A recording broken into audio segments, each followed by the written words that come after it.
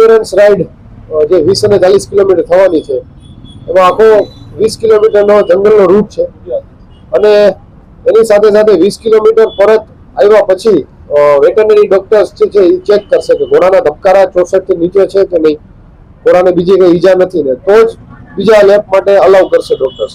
એટલે આ સ્પર્ધા જે 40 કિલોમીટરની છે અને 20 કિલોમીટરની છે, જેમાં વેટરનરી ડોક્ટર્સનો બહુ મોટો રોલ છે અને સાથે સાથે ઘોડા અને ઘોડાસવારનો તાલમેલનો આખો ખેલ છે. આ જે સ્પર્ધા છે એમાં ખાસિયત તો એ હોય છે કે ઘોડાનો કેટલો સ્ટેમિના છે. એવું નથી આમાં કે જે વહેલા આવી ગયા પહેલા એ જીતી ગયા. આમાં તો મેઇન તો સ્ટેમિના, જે આપણા કાઠિયાવાડી અશ્વનો ખૂબ સારો સ્ટેમિના જે છે એના માટેની આખી જે રમત છે એ સર્વશ્રેષ્ઠ રોલ જો પ્લે કરતા હોય ને બહુ સરસ પ્રદર્શન કરતા હોય એવા આપણા કાઠિયાવાડી સૌરાષ્ટ્રના આપણા કાઠિયાવાડી અશ્વો છે.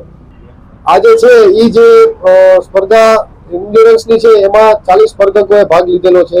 એની સિવાયની જે વિન્ટર ગેમ્સ છે એમાં 30 લોકોએ ભાગ લીધેલો છે. ઘોડાની સ્ટેમિના જે છે એ ટેસ્ટ કરવો એવી રીતના આવે કે 20 કિલોમીટર આવ્યા પછી એમના કેટલા ધબકારા છે, ધબકારા ઉપર આખો મેઝરમેન્ટ થાય અને બીજા લેપ માટે અલાઉ કરે. જેટલા ધબકારા ઓછા એટલો સારો સ્ટેમિના.